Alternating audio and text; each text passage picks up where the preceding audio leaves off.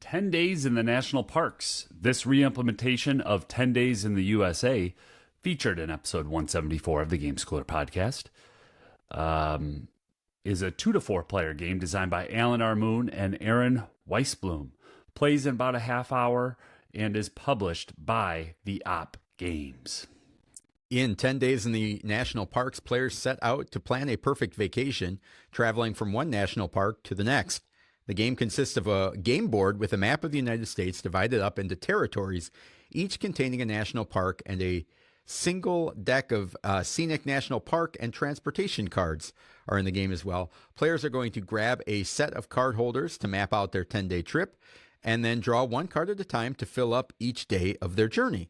Once all players have completed this step, the game can begin. On a player's turn, they will draw the top card from one of the 3 available discard piles or blindly from the top of the deck, then either replace one of the 10 cards in their card holder with the drawn card or discard it.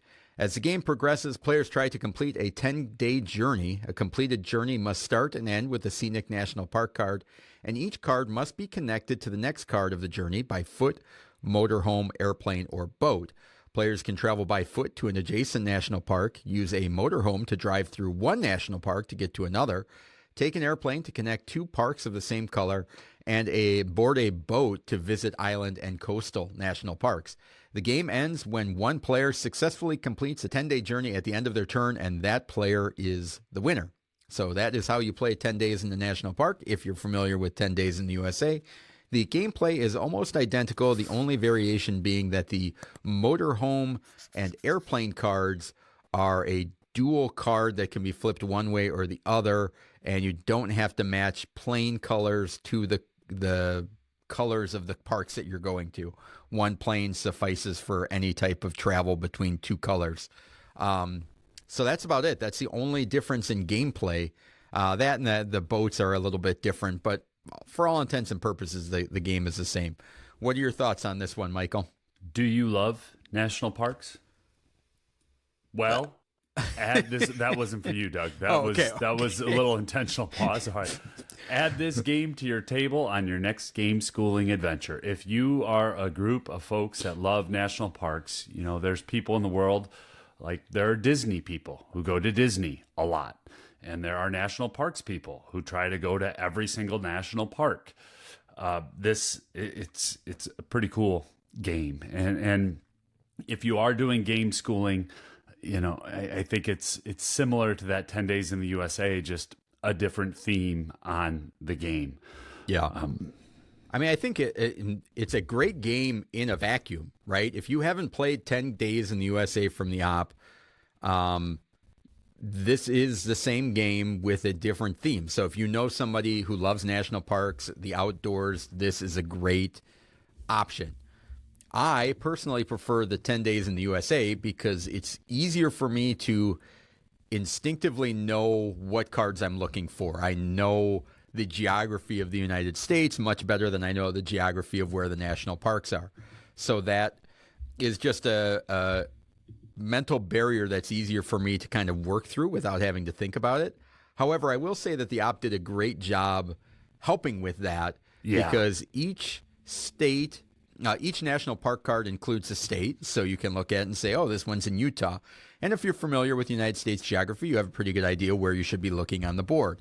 There's also coordinates on the board and on the card. So it might say C3, and you can find those coordinates, and that's where it is. And each card also has a visual representation of kind of a zoomed out version of the map and a highlighted area of where that national park is. So they did a great job of having all of the indicators to help you easily find that. It's more for me, I guess, the idea of I can pick up a card that says Alabama and I know exactly what states are around it and where it is. But if you haven't played the other one, this is a great jumping in point for that 10 days series. Yeah, and that 10 days series, this is the second version of that. From 2002 to 2010, Alan R. Moon and Aaron Weisblum released 10 Days in the USA. 10 days in Africa, 10 days in Europe, 10 days in Asia, and 10 days in the Americas. And I have not played all of them in the series. I'm not going to pretend that I have.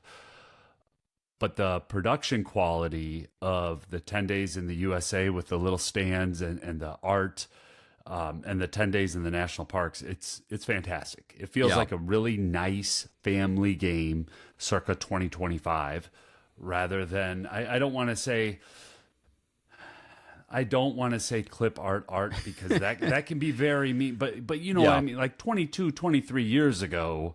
Yeah, Clippy from Microsoft had a hand in it. Pictures in the games, and there are people out there listening that are getting angry right now because that's their game. And I get that. I absolutely get that. I really enjoy the puzzle that happens within the game of trying to plan the trip and make everything tie out.